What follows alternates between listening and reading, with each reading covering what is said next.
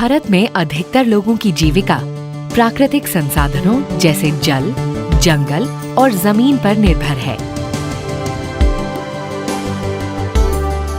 लेकिन मौसम की मार, वनों की कटाई और मिट्टी के कटाव से यह संसाधन या तो खराब हो जाते हैं या फिर पूरी तरह से उपयोग नहीं हो पाते। बिगड़ते संसाधनों का सबसे अधिक प्रभाव गरीबी पर पड़ता है। लोगों की आजीविका में विकार आता है और आय में कमी होती है। जल, जंगल और जमीन के सार्थक सुधार और प्रबंधन को INRM यानी इंटीग्रेटेड नेचुरल रिसोर्स मैनेजमेंट कहते हैं।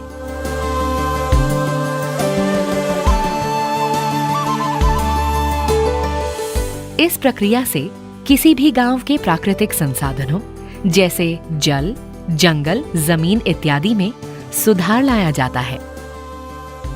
INRM में संसाधनों के संरक्षण के साथ साथ उनका उपयोग इस तरह किया जाता है कि लोगों की जीविका में सुधार आए।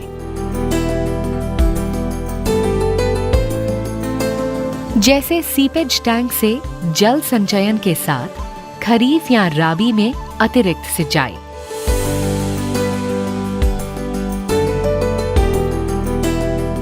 बेकार पड़ी पथरीली जमीन में फलदार बगीचा, ढलान वाले पैच में स्टैगर्ड ट्रेंच के जरिए बारिश के पानी को रोकना और पेड़ों के लिए नमी उत्पन्न करना।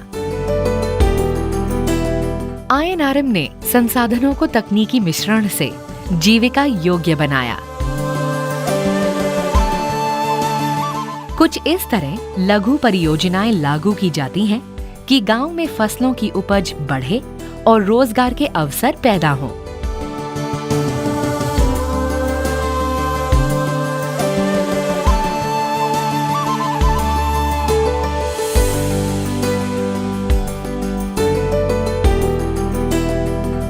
ऐसा ही एक गांव है चुनाकोठी, जहां प्रदान संस्था पिछले 6 वर्षों से संसाधनों में सुधार कर रही है।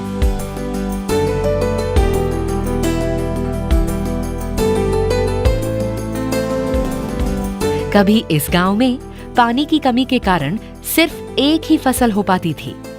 आज यहाँ तकरीबन 53 पोखर और तालाब हैं।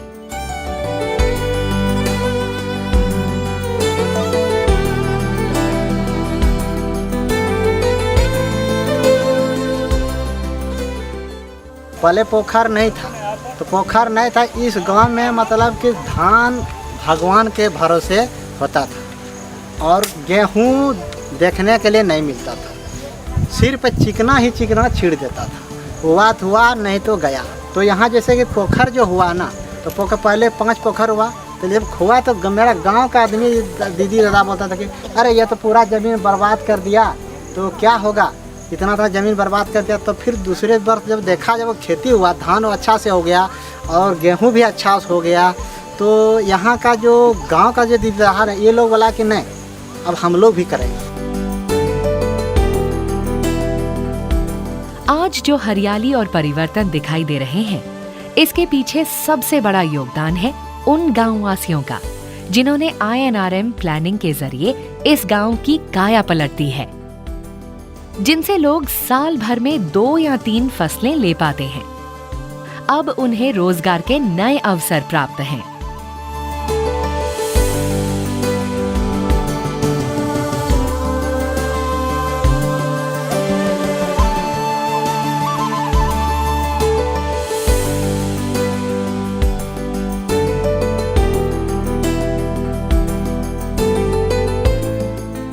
पहले एकदम ये दूसरा के खेत में हम गेहूँ काटने जाते थे, तब तो मेरा बच्चा गेहूँ का रोटी खाते थे, नहीं तो नहीं खाते थे। पोखर हुआ ना, तो हम लोग गेहूँ उपजा लेता है, और अभी जो है ना साल भर रोटी हम लोग बच्चा बुतरू को खिलाते हैं। अच्छा से हम लोग खाते हैं पीते हैं, अच्छा से हम लोग साल भर का उपज नहीं होता था, आजकल साल भर का उपज होता है। अच्छा इस तरह से हम लोग खाने नहीं बाहर कमाने जाने पड़ता था, आजकल हम लोग घर में अपना खेती बाड़ी अच्छा से दादा दीदी मिल करके करते हैं और अच्छा से उपज करते हैं, अच्छा से खाते हैं।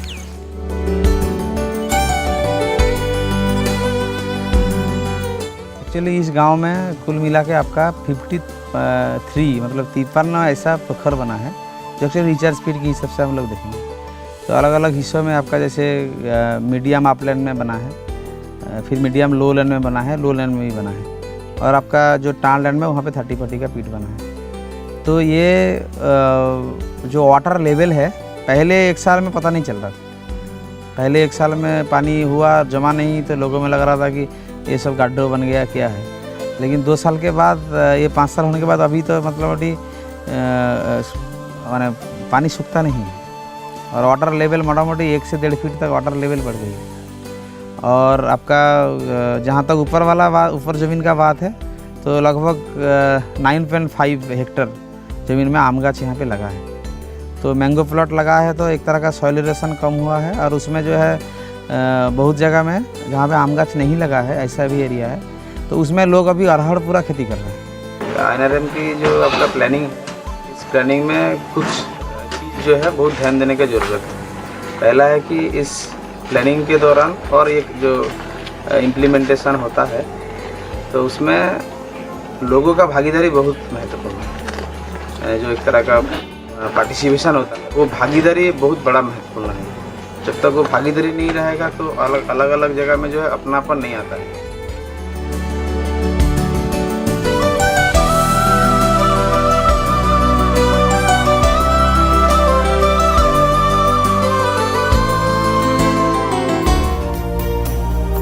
NRM प्लानिंग में 6 सबसे महत्वपूर्ण चरण हैं।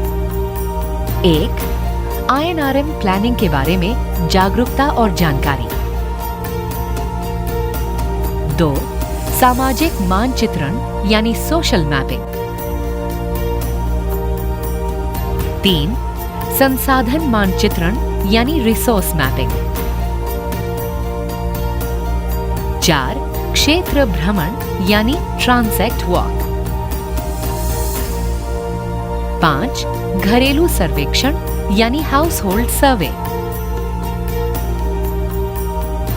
6. गांव स्तरीय बैठक में कार्य प्राथमिकता और योजना समेकन यानी work prioritisation and plan consolidation meeting.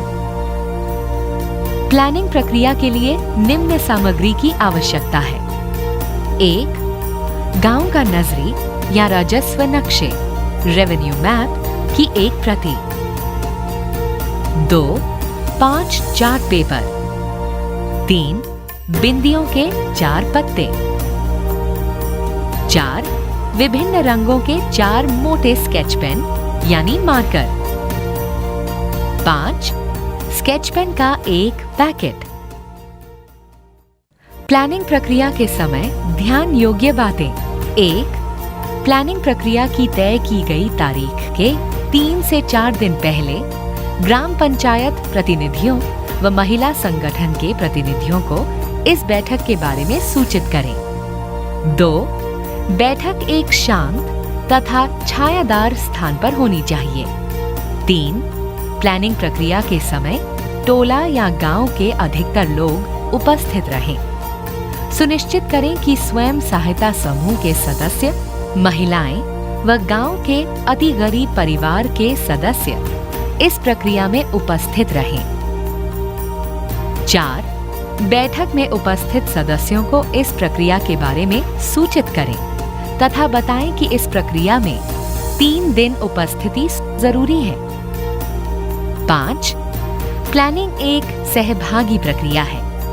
इस प्रक्रिया को करते समय ध्यान रखें कि गांव के लोग व मुख्य रूप से महिलाएं व अति गरीब परिवार के सदस्य अपने विचार बिना किसी भय के रखें तथा चर्चा में भागीदार रहें।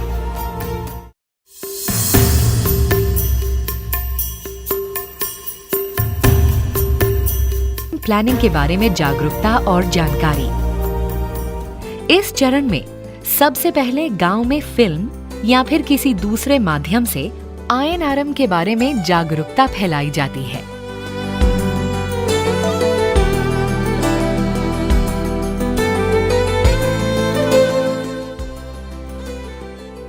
फिर गांव वासियों को INRM प्लानिंग का उद्देश्य और प्लानिंग में होने वाली मुख्य प्रक्रियाओं का परिचय दिया जाता है ताकि प्लानिंग में उनकी सहभागिता सुनिश्चित की जा सके। सब दीदी एवं दादा को मेरा प्रणाम एवं जोहार। हम लोग मीटिंग उस दिन रखे हुए थे, दिन तय किए थे कि 15 तारीख को हम लोग मीटिंग बैठेंगे और अपने गांव के बारे में चर्चा करेंगे और मेरे गांव में कितना कितना संसाधन है, सब संसाधन के बारे में चर्चा करेंगे। रखे थे कि नहीं? तो उसके संबंध में हम लोग चर्चा करेंगे। गांव में कितने चूल्हे हैं यहाँ पर? हम लोग का गांव में 125 चूल्हे हैं। गांव में तो 125 परिवार तो हैं, लेकिन सब परिवार तो एक जैसे हम लोग नहीं ना है। कोई गरीब है, कोई अमीर है, कोई मध्यम में है, कोई लोग खाते भी नहीं है। आज कमाएंगे तो आज खाएंगे, नहीं कमाएंगे तो भूखले भी रह जाते हैं। हम लोग चर्चा में रखेंगे, बैठेंगे, कैसे उसका परिवार का जीविका चले, कैसे उसको एक वक्त की रोटी मिले, और कैसे करके वो अपना छोटा छोटा बच्चा को संभाल पाए, क्या छोटा छोटा बच्चा को वो पाल पोस कर बड़ा कर पाए। आज मेरे गांव में क्या क्या संसाधन है आप बता सकते हैं? आप बताइए क्या क्या संसाधन है मेरे गांव में? नदी, नाला, तालाब, कुआं, झरना, जमीन जगह सब कुछ है। संसाधन में गांव में यहाँ पर पहाड़ है, खेत है, जंगल है, छोटा मोटा नदी भी है। दादा और दीदी, मेरे गांव में तो संसाधन है, लेकिन कौन कौन संसाधन का उपयोग करते हैं और किस तरह करते हैं, और कौन कौन साधन का उपयोग नहीं करते, तो दीदी आप बताइएगा। पानी तो है, पानी माने कुआं में है, लेकिन उपयोग नहीं कर पाते हैं। चापाकल भी नहीं है, कुआं भी नहीं, कुआं तो है, गंदा पानी है कुआं में। पोखर है, लेकिन पोखर में सालों भर पानी नहीं रहता है। इसी के चलते हम लोग एक ही खेती कर पाते हैं। परिचय बैठक में ये समझ पैदा करना जरूरी है कि जल, जंगल और जमीन के बेहतर संरक्षण व प्रबंधन से ही मनुष्य की खुशहाली संभव है। INRM परिचय बैठक में चर्चा के कुछ जरूरी बिंदु इस प्रकार हैं। 1. INRM प्लानिंग के उद्देश्य को बताना और प्लानिंग में सभी की भागीदारी सुनिश्चित करना। 2.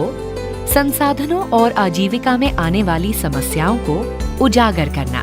3. प्राकृतिक संसाधनों के संरक्षण और सुधार के बारे में लोगों को जागरूक करना।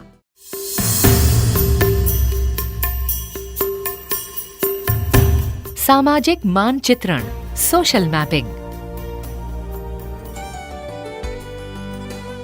सामाजिक मानचित्रण के जरिए गांव में बसे हुए लोगों की स्थिति को एक नक्शे में दर्शाया जाता है।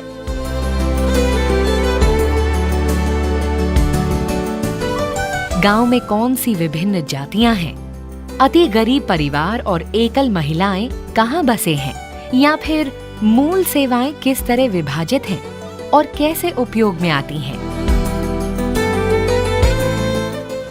सभी दीदी और दादा को मेरा जोहार। क्या इस गांव में अलग अलग समुदाय के हैं या एक ही समुदाय के लोग रहते हैं? अलग अलग समुदाय के लोग। अच्छा, तो सभी लोग क्या बराबर हैं? मतलब अमीर गरीब कुछ ऐसा है कि मतलब बराबर है सब लोग? अमीर गरीब है, सब लोग है ना, सब तरह के हैं। इसके लिए हम लोग को कैसे पता चलेगा आप लोग का घर कहाँ है, किस तरह का घर है, कहाँ आप लोग का चापाकल है? तो इसके लिए हमने मतलब प्लानिंग किए हैं, सोच रहे हैं कि आप लोग एक सामाजिक नक्शा आप लोग बनाएंगे। उस सामाजिक नक्शा में आपको क्या दिखाना है कि आपको मेन रोड से गांव किस तरह घुसा है और किस जगह आपका घर है, किस जगह कुआं है, किस जगह चापाकल है, किस जगह आंगनबाड़ी केंद्र है, और किस जगह जो आप लोग के समाज में मस्जिद होता है वो किस जगह पर है, और कौन चापाकल कैसा है, ख़राब है या ठीक है, उसको आप लोग को दर्शाना है उसमें। तो यहाँ पर हमारे गांव में बहुत लोग अनपढ़ भी हैं, पढ़े लिखे तो नहीं हैं, ठीक है, और आँख से भी कमज़ोर कोई हैं। तो उसको देखने के लिए हम लोग सोशल में जो नक्शा बना रहे हैं सामाजिक मानचित्र में, वो घर को बनाएंगे, चापाकल कुआं कहाँ पर है उसको दिखाएंगे। तो छोटा छोटा बनाएंगे तो देखने नहीं लगेगा, मतलब नहीं दिखाई देगा। सामाजिक मानचित्रण में 4 मुख्य स्टेप्स हैं।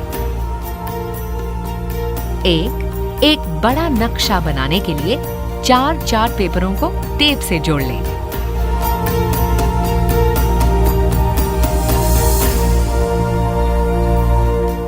2. सबसे पहले गांव की सड़क और सामुदायिक सुविधाएं जैसे स्कूल, हैंडपंप और सामुदायिक स्थल इत्यादि बनाएं।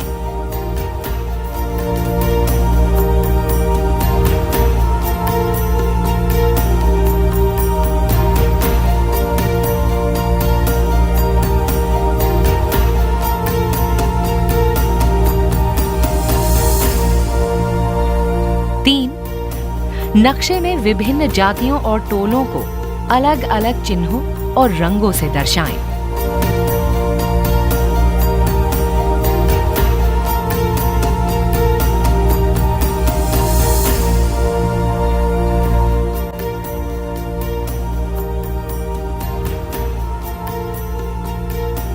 चार, अति गरीब और भूमिहीन परिवारों को जरूर दर्शाएं।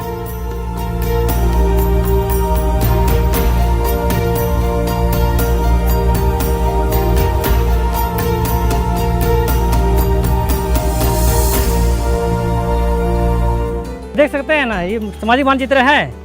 तो ये जो बना है क्या, ये सब क्या है? घर है, ठीक है। तो ये बताइए, ये जो पीला कलर देख रहे हैं, ये चीज क्या है? स्कूल है ना। तो ये बताइए, जो घर आप लोग बनाए हैं, जो क्या चीज़ का घर है, कैसा है? जो अलग देखते हैं, इसको अलग देख रहे हैं। मिट्टी का घर है। ये मिट्टी का घर है। आइए, पक्का घर है। सामाजिक मानचित्र में जो घर को दर्शाए है इस पर, तो आप बता सकते हैं इसमें से कौन बहुत गरीब, अति गरीब है? तो भूमिहीन वाला कोई है? भूमिहीन वाला नहीं है। नहीं है। नीले वाला जो, ये वाला जो दिखाई दिए सिंबल जो दिए है नीला रंग का, मैंने ये हरा रंग का, नीला नहीं हरा रंग का। हाँ।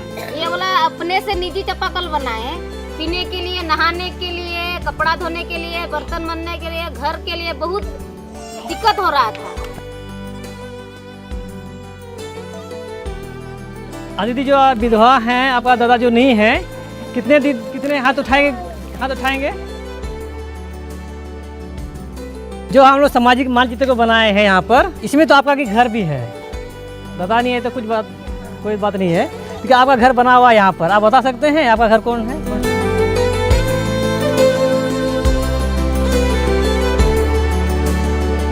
तो आप विधवा हैं। हाँ। तो विधवाओं को तो पैसे मिलता है, पेंशन मिलता है। हाँ, मिलते हैं। तो आपको मिलता है ना? हाँ। कहाँ से मिलता है? ललमटिया। बैंक से? हाँ। हर महीना मिलता है? हाँ, हर महीना। दिखाइए तो कौन सा आपका घर है? आप लोगों ने ये गांव का नक्शा बनाए है कि नहीं? और सभी लोगों से बारी बारी से पूछा गया, आप लोगों ने अपना घर को बताए। किसी का लाल है, किसी का दूसरे कलर में है। ये देख के कैसे लग रहा है आप लोगों को? नहीं, क्यों? सभी का एक समान नहीं, एक समान रहना चाहिए, वो ऐसा नहीं है। तो आप लोग क्या करना चाहते हैं? समान की क्या करना चाहते हैं? करना चाहते हैं। सामाजिक मानचित्रण के जरिए गांववासी आवश्यक सेवाओं और सामुदायिक ढांचे की जरूरत को आंकते हैं और उनके सुधार के बारे में आपस में चर्चा करते हैं।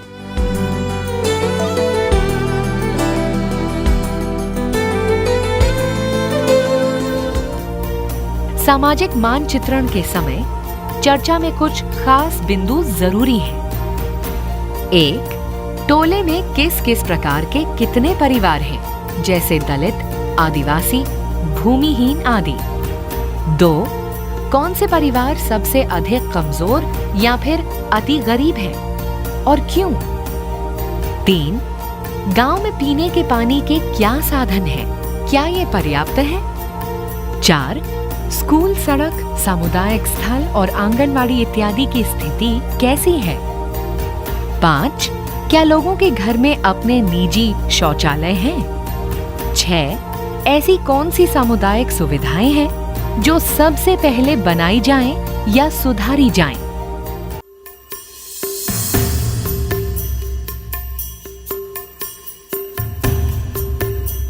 संसाधन मानचित्रण, रिसोर्स मैपिंग। संसाधन मानचित्रण से गांव के प्राकृतिक संसाधनों जैसे जल, जंगल और जमीन को एक नक्शे में उतारा जाता है। वह संसाधन जिन पर लोगों की आजीविका निर्भर होती है। संसाधन मानचित्रण में गांव के सभी तरह के परिवार शामिल होते हैं। इस प्रक्रिया में संसाधनों के इस्तेमाल और स्वामित्व पर चर्चा होती है। साथ ही ऐसे संसाधनों और जमीनों की पहचान की जाती है जिनमें सुधार करने से भूमिहीन और कमजोर परिवारों की आजीविका में उन्नति हो। सब दीदी और दादा को मेरा प्रणाम एवं जोहार। आज हम लोग संसाधन का मानचित्र बनाएंगे। संसाधन का मानचित्र बनाना क्यों जरूरी है? क्योंकि हम लोग का जमीन है, कौन वाला जमीन में पहाड़ है, कौन वाला जमीन में ऊपर की जमीन है, कौन वाला मध्यम की जमीन है, कौन वाला नीच जमीन है, और कहाँ कहाँ पर पोखर है और कहाँ ढालू है, कहाँ ढालू कम है। इसको देखने के लिए, पहचानने के लिए संसाधन का मानचित्र बनाएंगे कि किस किस जमीन में हम लोग क्या चीज़ बनाएंगे तो अच्छा होगा और किस किस जमीन को चयनित करेंगे और हम लोग का जमीन का पहचान भी हो जाएगा। ये वाला जमीन हम लोग का पड़ती है, ये वाला जमीन हम लोग का पहाड़ के किनारे में है जो कुछ नहीं हो पा रहा है, ऐसे ही रहते हैं सालों भर। और ये वाला जमीन में हम लोग का बहुत जमीन है जो कम उपज होते हैं, बाद में जो पानी की कमी से वो धान भी नहीं हो पाते हैं। फिर निचले वाला जमीन को देखेंगे। संसाधन मानचित्रण में 3 मुख्य स्टेप्स हैं। 1. सबसे पहले रेवेन्यू मैप पर गांव की ढलान और बारिश के पानी का बहाव और दिशा दर्शाएं।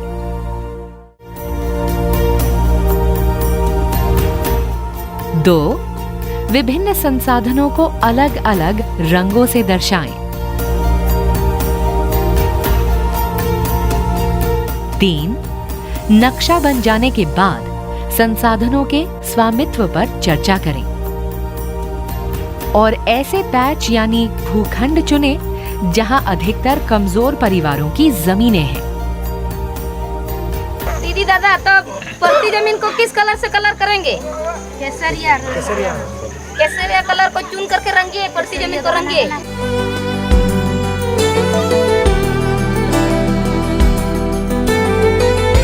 छोटा वाला जमीन को हम लोग किस कलर से कलर करेंगे दीदी? भूरा कलर।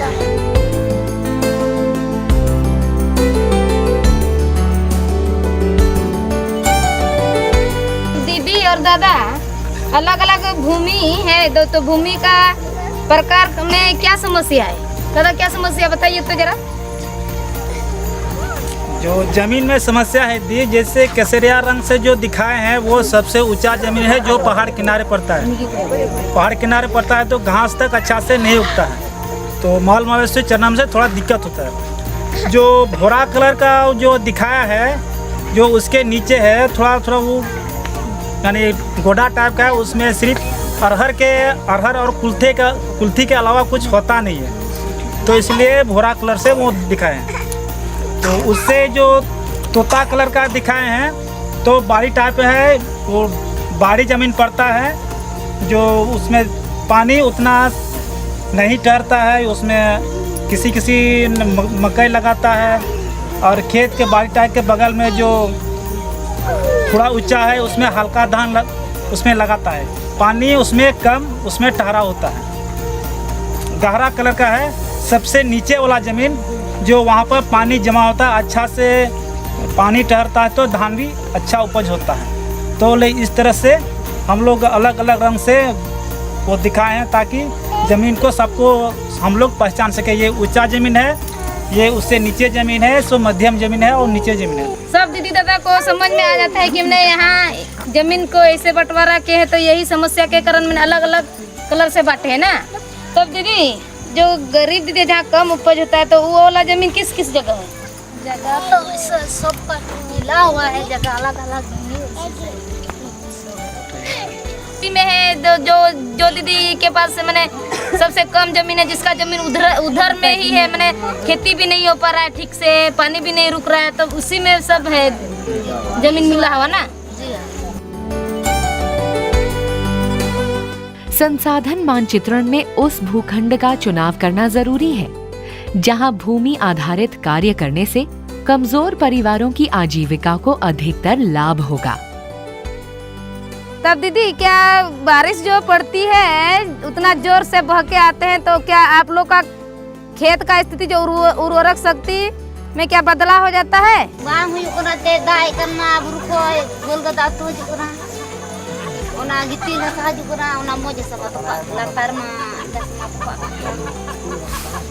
तो दीदी का कहना है कि मैंने जोर से जो बारिश पड़ते हैं तो बारिश से पानी जो बह के आते हैं उसके साथ मिट्टी कट के आते हैं, और खेत में चले जाते हैं बह करके, तो वो जो उर्वरक अच्छा वाला मिट्टी है वो नीचे चला जाता है, क्या बालू वाला मिट्टी ऊपर हो जाता है, जो उसमें उपज नहीं होगा। अच्छा वाला मिट्टी तो वो तो दब जाते हैं। दीदी का कहना है। दीदी क्या सही बताते हैं? तब अभी चलो हम लोग चलकर वहाँ पर देखते हैं वो जमीन काम करने के लायक है कि नहीं है, देख के आएंगे हम लोग। संसाधन मानचित्रण के समय चर्चा के बिंदु। 1. आपके गांव या टोले में क्या क्या प्राकृतिक संसाधन उपलब्ध हैं और उनका उपयोग कैसा है? 2. हर एक संसाधन में क्या कमी है या फिर किस तरह सुधार किया जा सकता है? 3. गांव की जमीन किस किस प्रकार की है और उनमें क्या क्या उपज होती है? 4. क्या गांव में बारिश का पानी संचय किया जाता है और कैसे? 5. गांव में कमजोर और भूमिहीन परिवार कितने हैं? 6. कमजोर परिवारों की जमीनें किस भूखंड यानी पैच में हैं?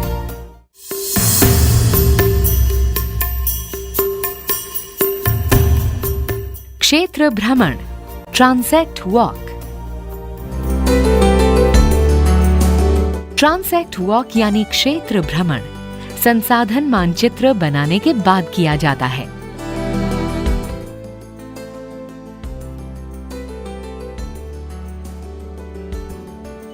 इसका उद्देश्य है प्राकृतिक संसाधनों की समस्याओं को समझना और सुधार के लिए विकल्प उत्पन्न करना। INRM प्लानिंग में ट्रांसेक्ट वॉक या क्षेत्र भ्रमण गांव के उस पैच में किया जाता है जहां अधिकतर कमजोर परिवारों की जमीनें होती हैं। दीदी बताइए, ये हम लोग खड़े हैं, यहाँ पर खड़े हैं, तो अगर डैम देख रहे हैं तो ये पानी मतलब ये पहाड़ किस एरिया से कितना एरिया से पानी आ रहा है यहाँ? ये पानी जो है यहाँ एक नाला है और वहाँ एक नाला है। अच्छा, तो जगह बहुत बड़ा जगह से ही यहाँ इस नाला में आकर के सब मिल करके इस नाला में बह जाता है। नाला में बह के चला जाता है बिहार। लेकिन पानी नहीं रोक पाते क्योंकि यहाँ तो अड्डा भी नहीं है, मेड़बंदी भी नहीं किए हैं, कुछ नहीं है पानी रुकने के लिए, तो पानी कैसे रुके?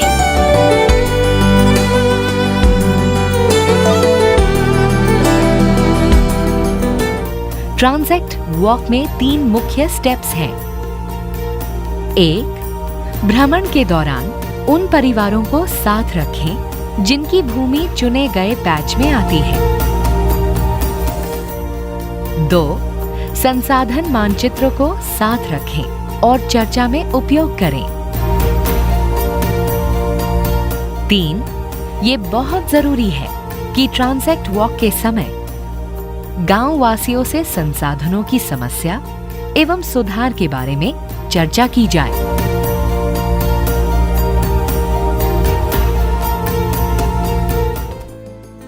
अच्छा, आपका जो जमीन आप बता रहे हैं यहाँ पर, तो आपका किस जगह पे आपका नक्शा दिखा सकते हैं? हाँ, दिखा सकते हैं।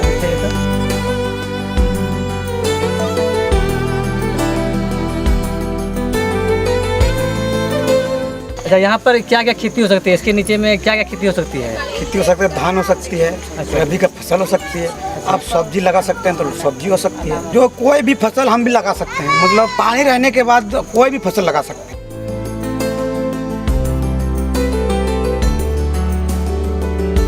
ये पहाड़ जो हमें पानी जब आती है इधर से, तो उसको रोकने के लिए आप क्या करेंगे? उतना उबड़ हो गया है ना कि पूरा पानी आता है इधर से?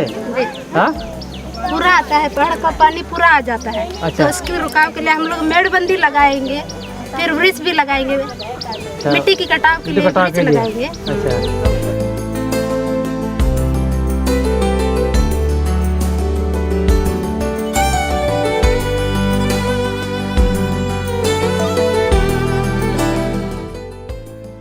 दादा, ये सब खेत में तो क्या क्या होता है खेत में? ये सब खेत में दी जितना भी यहाँ पे देखते हैं नीचा में धान के अलावा कुछ होता नहीं, सिर्फ धान होता है। धान काटने के बाद ऐसे ही पड़ती रह जाता है। तो मैंने खाली धान क्यों होता है? खाली धान इसलिए लगाते हैं, जितना भी नीचे में देखते हैं ना पानी जमा रहता है, यानी पानी कभी भी सूखता नहीं, इसीलिए धान के अलावा कुछ लगा नहीं पाते। तो इसके लिए दादा जो आपका खेत में जैसे 40 दीदी लोग का खेत बताए, हाँ तो 40 दीदी दादा लोगों का खेत में ऐसे पानी ही भरा रहते हैं सब दिन एनी टाइम। तो अगर उस खेत को सूखने के लिए हम उपाय करेंगे, मैंने एक खेत में यहाँ एगो गड्ढा, उस खेत में वहाँ एगो गड्ढा, उस खेत में वहाँ एगो गड्ढा, तो गड्ढा में नाला करके ले जाएंगे पानी, तो गड्ढा में जमा हो गया, गड्ढा में सब पानी सूख लिया, जमा हो गया, तो आपका खेत तो सूख गया ना। आपका खेत सूख गया, आपका हाल जोतने लायक हो गया। तो इसके बाद आप बाद में रबी का जैसे गेहूं खेती लगा सकते हैं। दादा तो कितने लोगों का ये खेत है, मैंने ये झरना वाला खेत? 40। तो ये सब झरना वाला खेत है। झरना वाला खेत में हम लोग बातचीत किए कि मैंने अगर जगह जगह में सबका खेत में अलग अलग दीदी दादा लोगों का खेत में अलग अलग गड्ढा बनाते हैं, तो गड्ढा का पानी खेत का में पानी जो झरना हुआ रहता है, तो उसको पानी अगर नाली बना करके गड्ढा में हम लोग जमा करते हैं, तो हम लोगों का खेत सूख जाता है। खेत सूखने के बाद दादा सब हल जोतेंगे, हल जोतने के बाद गेहूं भी लगा सकते हैं। गेहूं लगाने के बाद जो गड्ढा में पानी जमा किए हैं, उसी पानी से उसी खेत का गेहूं को पटवन करेंगे। क्षेत्र भ्रमण के दौरान चर्चा में कुछ खास बिंदु जरूरी हैं। 1. गांव में कितने प्रकार के संसाधन और जमीनें उपलब्ध हैं और उनका मौजूदा हालात में क्या उपयोग है। 2. भ्रमण के लिए चुने गए भूखंड में खेतों का स्वामित्व किन किन परिवारों का है। 3. कितने प्रकार की फसलें उस भूखंड में उगाई जाती हैं। 4. बारिश का पानी किस दिशा में बहता है और उसे कैसे संचय किया जाना चाहिए। 5. क्या करने से अधिक छोटे किसानों का फायदा होगा। 6. किन परियोजनाओं के लागू होने से गांव की जीविका पर अत्यंत प्रभाव पड़ेगा।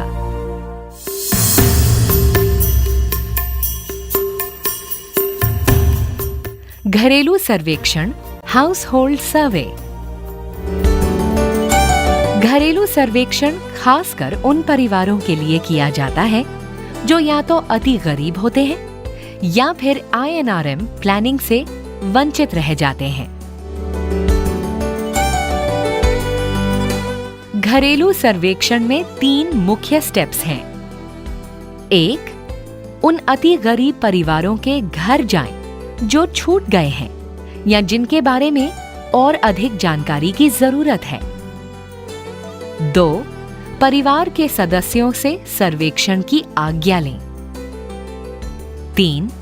सभी आजीविका के विकल्पों को लिखें और फिर सदस्य के अनुसार उनमें प्राथमिकता तय करें।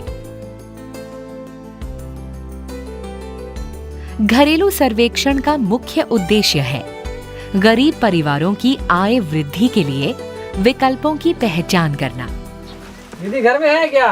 अच्छा, ये आपका घर है क्या? हाँ, ये घर में बहुत दिक्कत है एकदम, बच्चा बुतरू सब कुछ में, खाना पीना में, घर द्वार में, सुतना बैठना में। अच्छा। ये बच्चा बुतरू के कपड़ा लत्ता नहीं खुलता है, कथी से कुलाएंगे, कथी से की करेंगे। अच्छा अच्छा। बहुत मुश्किल, बहुत दिक्कत, बहुत तकलीफ। उतना अति पानी में रहेंगे, पानी में दूसरा का पेड़ा में सोते हैं। अच्छा दी, आपके पास कुछ जमीन है कि नहीं है? थोड़ा बहुत है जमीन, तो सब सट्ठा भरना बैठा दिए तो खाते हैं। एकरे बाबू बेरी में सब सट्ठा, माल जाल कुछ नहीं है। माल जाल कुछ नहीं है? कुछ नहीं है। बकरी सब नहीं है? कुछ नहीं। तो आप जमीन कितना ज्यादा कितना है आप लोग का जमीन? कितना है? 5-6 बीघा।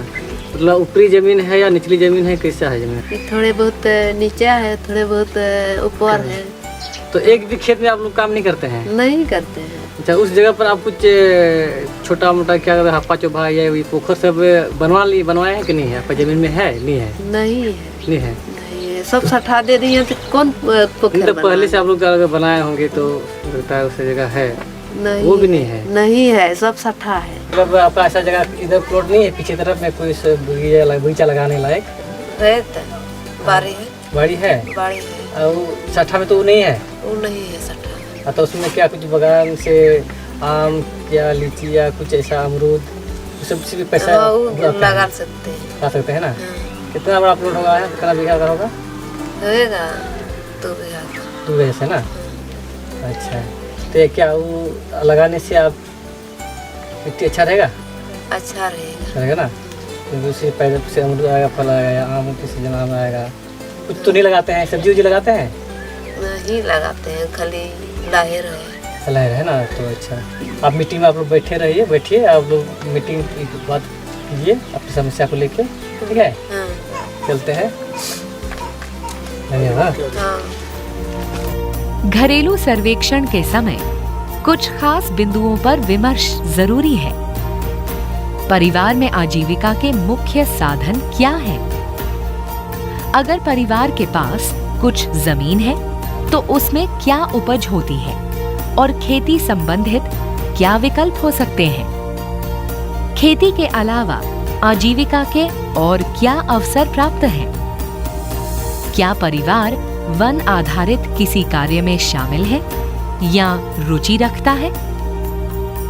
आजीविका के सभी विकल्पों में से परिवार किस को ज्यादा प्राथमिकता देता है और क्यों?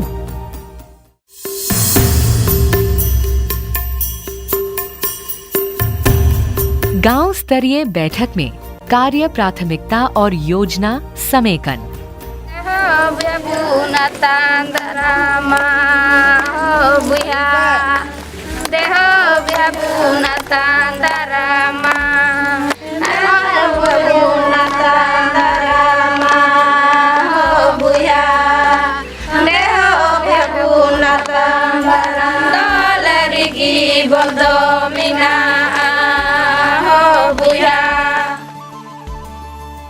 कार्य प्राथमिकता और योजना समेकन INRM प्लानिंग का अंतिम चरण है।